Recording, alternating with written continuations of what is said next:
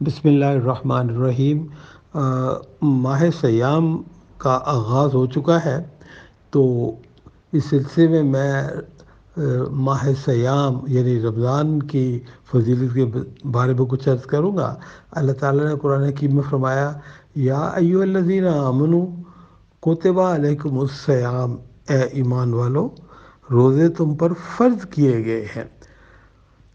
سیام کا جو لفظ ہے وہ عربی میں سوم جو ہے وہ جنگی گھوڑے کو کہتے ہیں، ایسا گھوڑا جس کو کئی دن بھوکا اور پیاسا رکھا جاتا ہے تاکہ وہ میدان جنگ میں بھوک اور پیاس ہونے کے باوجود صحیح طرح لڑ سکے۔ اور اسی طرح سیام کا جو بیس ہے وہ امساک سے نکلا ہے۔ امساک کا مطلب ہے روکنا، اپنے آپ کو برائی سے روکنے کا نام بھی سیام ہے۔ اور جہاں تک روزے کی نیت کا سوال ہے، یہ نیت دل کے ارادے کا نام ہے۔ آپ اس کو روزانہ دل میں یہ نیت کر سکتے ہیں کہ میں صبح انشاءاللہ روزہ رکھوں گا، یا ایک ہی دفعہ پورے رمضان کی بھی نیت رکھ سکتے ہیں کہ میں انشاءاللہ پورے رمضان کے روزے رکھوں گا۔ اور اس کے متعلق جو ہے وہ مختلف قسم کی دعائیں بھی ہیں۔ مثلاً ایک دعا ہے، وَبِصَوْمِ غَدٍ نَوَیْتُ مِنْ شَہْرِ رمضان، میں کل کے روزے کی رمضان میں نیت کرتا ہوں، رمضان کے کل کے روزے کی۔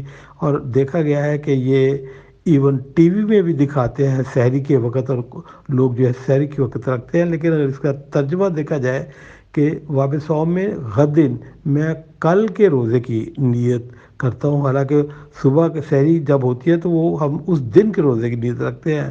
ہاں، اگر رات کو آدمی اس کو ریپیٹ کر لے ان الفاظ کو تو ٹھیک ہے۔ اور دوسرے حدیث میں اس حدیث کو جو ہے وہ ضعیف کا گریڈ دیا گیا، یا زیادہ سے زیادہ حسن کا درجہ دیا گیا ہے۔ تو اس لیے اس کے علاوہ بھی اور بھی بہت سی دعائیں ہیں، اور جیسے میں نے کہا کہ آپ اپنی زبان میں بھی ذہن میں ارادہ کر سکتے ہیں۔ اور بعض لوگ جو ہے وہ افطار کے وقت یہ دعا مانگتے ہیں، جو کہ نبی صلی اللہ علیہ وسلم سے ثابت تو ہے کہ ذہب الظما، پیاس بجھ گئی، و تب تلت عروق، اور رگیں تر ہو گئی، و ثبت الاجر، اور روزے کا اجر مل گیا۔ لیکن ترجمے سے اس سے پتہ لگتا ہے کہ یہ جو ہے پیاس بجھ گئی، رگیں تر ہو گئی، تو یہ تو آدمی افطار جب کر لیتا ہے تو اس کے بعد کی نبی صلی اللہ علیہ وسلم کی دعا ہے۔ اس لیے یہ دعا افطار کے بعد تو کی جا سکتی ہے۔ ایک اور دعا عام ہے جو کہ بڑی اچھی دعا ہے، آدمی کو کرنی چاہیے، اللہم انی اسألک، اللہم انی صمتو، اللہم انی لک صمتو، اے اللہ تعالیٰ میں روزہ رکھتا ہوں، وبک آمنتو، اور تجھ پہ ایمان لاتا ہوں، وعلیک توکلت، اور تجھ پہ توکل کرتا ہوں، وعلی رزقک افطرت، اور میں تیرے رزق سے روزہ کھولتا ہوں۔ تو یہ دعا بھی روزے کے وقت افطار کو کی جا سکتی ہے۔ اور حدیث سے یہ بھی ثابت پتہ لگتا ہے کہ نبی صلی اللہ علیہ وسلم نے بعض اوقات صرف بسم اللہ پڑھ کر بھی روزہ کھولا۔ تاہم آپ جو بھی دعا مانگے اردو میں یا عربی میں، انشاءاللہ تعالیٰ اللہ تعالیٰ قبول کرے گا۔ بٹ نیت آپ دل کے ارادے کا نام بھی ہے۔ اور رمضان کا مہینہ ایک ٹریننگ کا ہمارے لیے مہینہ ہے، اور اس کا جو ہے اللہ تعالیٰ کے قرب حاصل کرنے کے لیے، اللہ تعالیٰ کا تقوی حاصل کرنے کے لیے مہینہ ہے۔ اسی لیے کہا گیا قرآن میں لعلکم تتقون، روزے رکھو تاکہ تم اللہ کا تقوی اختیار کر سکو۔ اور جو شخص رمضان میں 30 دن تقوی کے ساتھ اور وعدے پکے کے ساتھ نمازیں اللہ تعالیٰ کی کے لیے ادا کرے گا تو انشاءاللہ امید ہے کہ وہ پکا نمازی بن جائے گا۔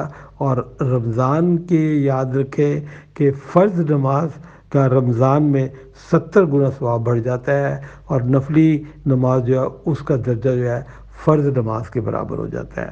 اور دوسرا رمضان کا مہینہ ماہ قرآن ہے، قرآن کا مہینہ بھی ہے، کیونکہ اللہ تعالیٰ نے فرمایا شہر الرمضان الذی انزل فیہ القرآن، رمضان کا مہینہ وہ مہینہ ہے جس میں اللہ تعالیٰ نے قرآن کو نازل کیا، اور قرآن کیا ہے؟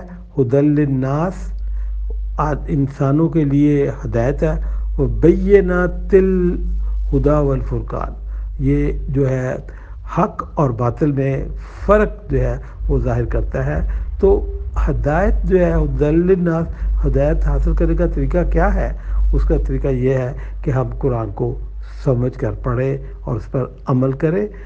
دیکھا گیا ہے کہ بعض لوگ 2 3 4 قرآن بھی پڑھتے ہیں رمضان میں، ٹھیک ہے، قرآن ناظرہ کا اپنا ثواب ہے، لیکن یہ خیال رکھیں کہ آپ جتنا بھی قرآن پڑھیں وہ اس سپیڈ سے نہ پڑھیں کہ آپ کو کا تلفظ بھی غلط ہو جائے، تجوید کا بھی آپ خیال نہ کریں۔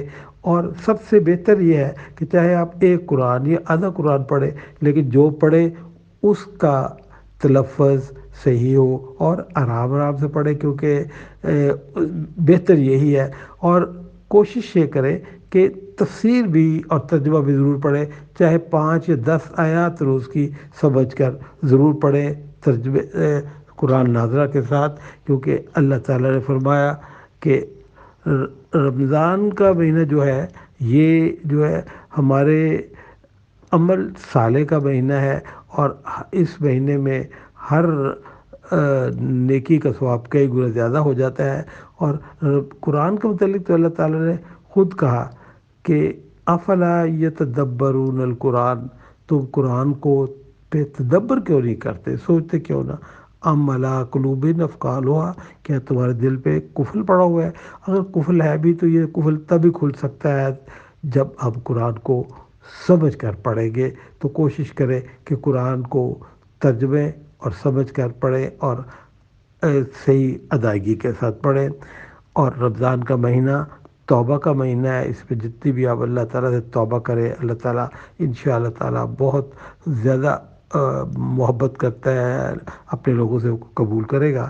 اس سلسلے میں مجھے وہ ایک مولانا امجد صاحب کا واقعہ یاد آتا ہے کہ مولانا امجد نے توبہ کے اوپر ایک کیسٹ بنائی تھی، اور ایک بازاری یا فاشا عورت تھی، اس کا بیٹا وہ کیسٹ کہیں سے بازار سے لے کے آ گیا، اور وہ اس گھر میں پڑی تھی، اس عورت نے جو چلائی تو اس دل پہ اتنا اثر ہوا کہ اس نے گناہوں سے توبہ کی۔ اور یہ رمضان کے مہینے کی بات ہے، جب پہلی رمضان کو اس نے سنی تو وہ رمضان کے مہینے میں نمازوں میں سجدے کرتی اور اللہ تعالیٰ سے رو رو کر معافی مانگتی، اور عین 27 رمضان کو جب وہ سجدے کی حالت میں تھی تو وہ وفات پا گئی۔ تو آپ اندازہ کر سکتے ہیں کہ انشاءاللہ اللہ تعالیٰ نے اس کی بھی توبہ قبول کر لی ہوگی۔ اور نبی صلی اللہ علیہ وسلم ایک دفعہ ممبر پر چڑھ رہے تھے، اور آپ نے کہا وہ شخص تباہ ہوا تو اور برباد ہوا، اور بعد یہ بتایا کہ وہ شخص جس نے والدین کو پایا اور ان کی خدمت کر کے جنت کا حقدار نہ ہوا۔ نبی صلی اللہ علیہ وسلم کا نام آیا اور اس نے درود نہیں پڑھا، یا رمضان اس کو ملا اور اس نے اپنی بخشش نہ کروائی۔ تو یہ رمضان کے مہینے کی ایک اور جو فضیلت ہے وہ آج کل پریکٹیکلی بھی دنیا میں دیکھی گئی ہے۔ ابھی ایک لیٹسٹ ریسرچ آئی ہے، ایک جاپنیز جو ہے بایولوجسٹ ہے، وہ اس کا یوشی نوری اوشیمی، اس کو نوبل پرائز ملا ہے، کیونکہ اس نے جو ریسرچ کیا اس نے یہ بتایا ہے کہ اگر انسان 12 گھنٹے روزہ رکھے، کچھ کھائے نہ پیے، تو انسان کے باڈی میں جو کینسرس کے جراثیم ہوتے ہیں یا دوسری سیریس انفیکشن کے جرمز ہوتے ہیں وہ مرنا شروع ہو جاتے ہیں۔ تو اس کا یہ دنیاوی فائدہ بھی بہت ہے۔ اور روزہ کے متعلق اگر آدمی غلط سے کھا رہا ہو تو میرے نبی نے فرمایا کہ اس کو مت روکے، کیونکہ اللہ اس کو کھلا رہا ہوتا ہے۔ اور حضرت موسیٰ علیہ السلام کا واقعہ مجھے یاد آتا ہے کہ ایک دفعہ موسیٰ علیہ السلام کوہ طور پر گیا اور اللہ تعالیٰ سے کہا کہ اللہ، میں جتنا تیرے قریب ہوں کیا کوئی اور تیرے اتنا نزدیک ہو سکتا ہے؟ تو اللہ نے فرمایا کہ موسیٰ، تیرے بعد ایک امت آئے گی، امت محمدیہ، میں تمہارے ساتھ 70 پردوں کے میں بات کرتا ہوں، لیکن امت محمدی یا رمضان کے مہینے میں اپنے جب ان کے سوکھے ہونٹ ہو گئے، پیٹ خالی ہوگا اور افطار کے وقت جو ہوگی، جو دعا مانگے گی میں اس کے قبول کروں گا، اور تمہارے میرے درمیان جو 70 پردے حائل ہیں ان کے درمیان کوئی پردہ بھی حائل نہ ہوگا۔ تو یہ ہم لوگوں پہ خاص اللہ تعالیٰ کی مہربانی ہے۔ سوال یہ بھی آتا ہے کہ کیا ناپاکی یا جنابت کی حالت میں آدمی سحری کھا سکتا ہے؟ جی آپ کھا سکتے ہیں۔ حضرت عائشہ اور حضرت ام سلمہ اس چیز کے راوی ہے کہ یہ اس کی اجازت ہے، تاہم اگر افطاری سے پہلے غسل کر لے تو بھی بہتر ہے، ورنہ سحور سے پہلے غسل کر لے بہتر ہے، ورنہ سحور کے بعد نماز فجر سے پہلے غسل کر لے۔ اسی طرح اگر کوئی شخص روزہ رکھ کر سو گیا اور نیند کی حالت میں ناپاک ہو گیا تو اس کا روزہ ٹوٹتا نہیں، بلکہ وہ جب نیند سے اٹھے تو غسل کر لے تو اس کا روزہ ویلڈ ہے۔ اور ایک انٹرسٹنگ واقعہ آپ کو بتاتا ہوں کہ ایک شخص نبی صلی اللہ علیہ وسلم کے پاس آیا اور اس نے کہا کہ یا رسول اللہ میں تباہ ہو گیا۔ انہوں نے کہا کیا ہوا؟ اس نے کہا جی میں نے روزہ کی حالت میں جان بوجھ کے روزہ توڑا۔ تو نبی صلی اللہ علیہ وسلم نے کہا کہ تم ایک غلام آزاد کرو۔ اس نے کہا جی میں غریب آدمی ہوں، غلام کہاں میرے پاس ہے؟ تو آپ نے کہا 60 مساکین کو کھانا کھلاؤ۔ اس نے کہا جی یہ بھی میری کیپیسٹی نہیں ہے، میں بہت غریب ہوں۔ تو آپ نے کہا کہ 2 ماہ مسلسل روزے رکھ۔ انہوں نے کہا جی یہ مجھ میں ہمت نہیں۔ اتنی دیر میں کہیں سے نبی صلی اللہ علیہ وسلم کے پاس ایک کھجور کا توڑا آیا۔ آپ نے کہا لو یہ جو کھجور کا توڑا ہے یہ غریبوں میں بانٹ دو۔ تو وہ کہنے لگا جی سب سے زیادہ تو میں ہی غریبدار ہوں، سب سے زیادہ تو میں ہی اس کا حقدار ہوں، تو مجھے دیں۔ نبی صلی اللہ علیہ وسلم نے کہا جا لے جا، اور آپ مسکرا دیے، اور حدیث بتاتی ہے کہ اتنا مسکرائے کہ آپ کے دانتوں کی سفیدی جو نظر آنے لگی۔ تو یہ دیکھیں کہ ہمارا کتنا پیارا دین ہے، اور نبی صلی اللہ علیہ وسلم نے کہاں تک ہم کو چھوٹ دی ہے۔ اور جو ہے رمضان کا جو مہینے میں جو آخری عشرہ میں اعتکاف کرتے ہیں اس کی بہت زیادہ فضیلت ہے، لیکن یہ ایک نفلی عبادت ہے۔ کچھ دیکھا گیا ہے کچھ عورتیں گھروں میں اعتکاف کرتی ہیں، حالانکہ ایسا پاسٹ کی تاریخ اسلامی سے کچھ پتہ نہیں لگتا کہ عورتوں میں گھر میں کبھی اعتکاف کیا ہو۔ ایون صحابیہ نے اس زمانے میں مسجد میں اعتکاف ضرور کیا، لیکن اس کے لیے بھی شرط یہ ہے کہ مکمل سیکیورٹی ہو اور خاوند کی یا گھر جو ہیڈ ہے اس کی اجازت ہو۔ اور قرآن میں صاف لکھا ہوا ہے وَأَنْتُمْ عَاكِفُونَ فِي الْمَسَاجِدِ، اور تم مسجد میں اعتکاف کرو۔ تو یہ نفلی عبادت ہے، اس کے لیے جو ہے وہ گھر میں اعتکاف عورتوں کو نہیں کرنا چاہیے، اور باہر اگر حالات ٹھیک نہیں ہیں تو مساجد میں جا کر اعتکاف کرنے کا رسک نہیں لینا چاہیے۔ اب ہم آتے ہیں تراویح کی طرف۔ تراویح دراصل قیام اللیل کا ہی ایک حصہ ہے۔ قیام اللیل کہتے ہیں رات کو عبادت کے لیے کھڑا ہونا۔ تو اگر ہم لوگ رات کے آخری حصے میں قیام اللیل کرے تو یہ تہجد کہلاتا ہے۔ اگر آخری نماز رات کو پڑھے لیٹ آورز میں بہت تو یہ وتر کی نماز ہے۔ اور اسی طرح رمضان کے مہینے میں اگر ہم عبادت کریں عشاء کی نماز کے بعد اور وہ نفل عبادت کریں تو تراویح ہے۔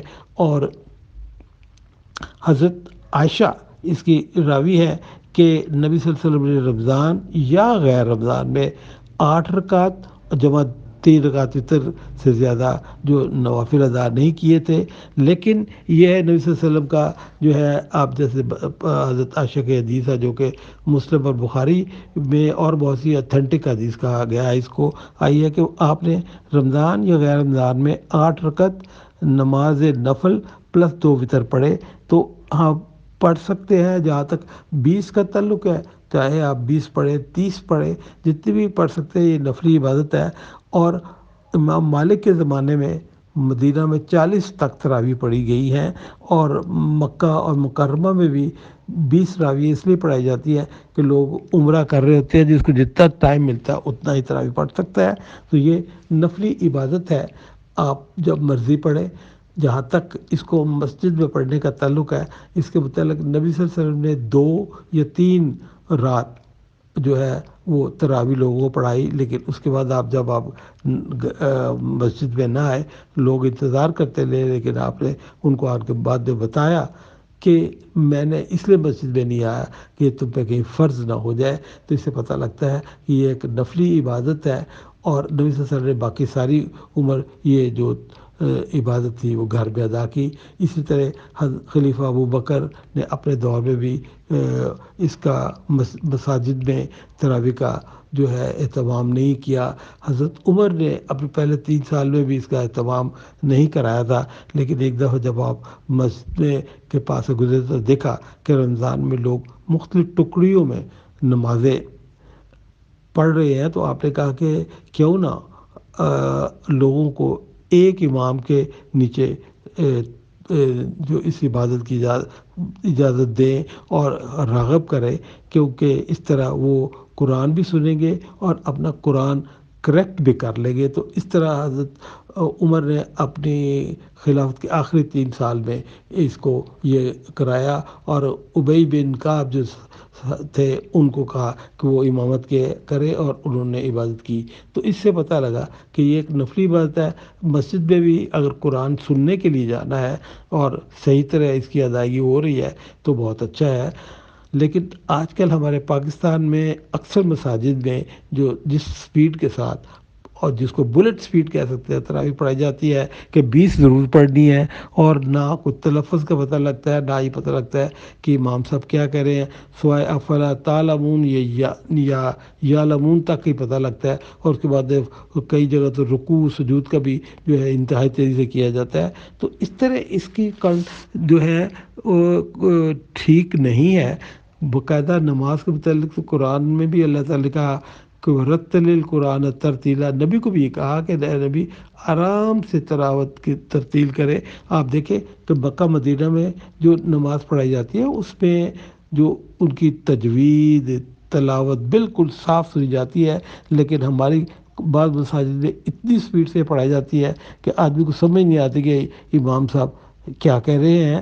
اور ڈاکٹر اسرار صاحب کا مجھے یہ واقعہ یاد آتا ہے کہ انہوں نے بہت اچھا انتظام کیا تھا، اور یہی انتظام پاکستان کی بہت سی مساجد میں آج کل بھی ہے کہ وہ 4 تراویح شروع کرنے سے پہلے، یعنی 2 تراویح جو پڑھاتے تھے، وہ اس سے پہلے ان کا 4 جو پڑھنی ہوتی تھی آگے اس کا ترجمہ اور تفسیر مختصر بتاتے تھے، پھر وہ تراویح کے لوٹ کھڑے ہوتے تھے، اور یہی رواج کچھ ایسے مساجد میں آج کل بھی ہے۔ تو ہمیں ان مساجد میں جانا چاہیے جہاں پہ تلاوت جو ہے وہ اچھی طرح کی جائے، تلفظ کی باقاعدہ ادائیگی کی جائے، اور بہتر تو یہ ہے کہ اگر اس سے پہلے وہ جو ہے وہ ترجمہ تفسیر بتائے، بھلے سے ہم 8 پڑھیں یا زیادہ پڑھیں، لیکن پڑھیں اس طرح۔ اور اسی طرح میں عرض کروں کہ رمضان کے مہینے میں ایک نہایت ہی اہم رات آتی ہے جس کو کہتے ہیں لیلۃ القدر۔ اللہ تعالیٰ فرماتے ہیں کہ لیلۃ القدر خیر من الف شہر، یہ وہ رات ہے جو کہ 1000 مہینوں سے زیادہ افضل ہے، یہ بہتر ہے۔ اور یہ نبی صلی اللہ علیہ وسلم نے بتایا کہ رمضان کے آخری عشرہ، یہ آخری 10 دنوں میں ہوتی ہے، اور طاق راتوں میں ہے، مثلاً یعنی 21، 23، 25، 27 اور 29 کی راتیں ہیں، ان میں زیادہ سے زیادہ عبادت کریں اور اس لیلۃ القدر کو تلاش کریں۔ یہ جو الف شہر کا ایک جو 1000 ماہ کی عبادت کے برابر ہے، یعنی 83 سال اور 4 ماہ آدمی عبادت کرتا رہے تو یہ اس کے برابر ہے۔ لیکن اس کو مبہم رکھا گیا، کلیئر نہیں بتایا گیا کہ کب ہے، اور حکمت یہ ہے کہ آدمی زیادہ سے زیادہ اللہ تعالیٰ کی عبادت کر کے رب کا قرب حاصل کرے، اور اسی لیے شاید یہ ایک ایگزیکٹ ڈے نہیں فکس کیا گیا۔ اور رمضان کا مہینہ جو ہے، جیسے میں نے کہا، یہ برکتوں، رحمتوں اور مغفرت کا مہینہ ہے۔ اس کا جو پہلا مہینہ ہے، وہ جو پہلا عشرہ ہے، پہلے 10 دن، وہ رحمت کا ہے، اور جتنا بھی ہو آپ دعا مانگیں، رب اغفر وارحم وانت خیر الراحمین، اے رب ہمیں معاف کر، تو رحم کرنے والا ہے۔ دوسرا شرح مغفرت کا ہے، آپ مغفرت کی دعائیں زیادہ مانگیں، استغفر اللہ ربی من کل ذنب واتوب الیک، اللہ تعالیٰ ہم تجھ سے اپنے گناہوں کی معافی مانگتے ہیں اور توبہ کرتے ہیں۔ اور آخری اشرا جو ہے یہ جہنم سے خلاصی کا مہینہ ہے، ہفتہ 10 دن ہے، عشرہ ہے، اس کو آپ کہے کہ اللہم اجرنی من النار، اس کا ورد کرے اور دل کے ساتھ کرے۔ اور میری دعا ہے کہ جو اگلا رمضان ہم سب کو زندگی اور صحت کے ساتھ نصیب ہو، اور ایک میں دعا کرتا ہوں کہ اللہ تعالیٰ ہماری زندگی جو ہے رمضان کی طرح ہو اور موت عید کی طرح ہو۔ دعاؤں میں یاد رکھیں۔ وآخر الدعوانا ان الحمد للہ رب العالمین۔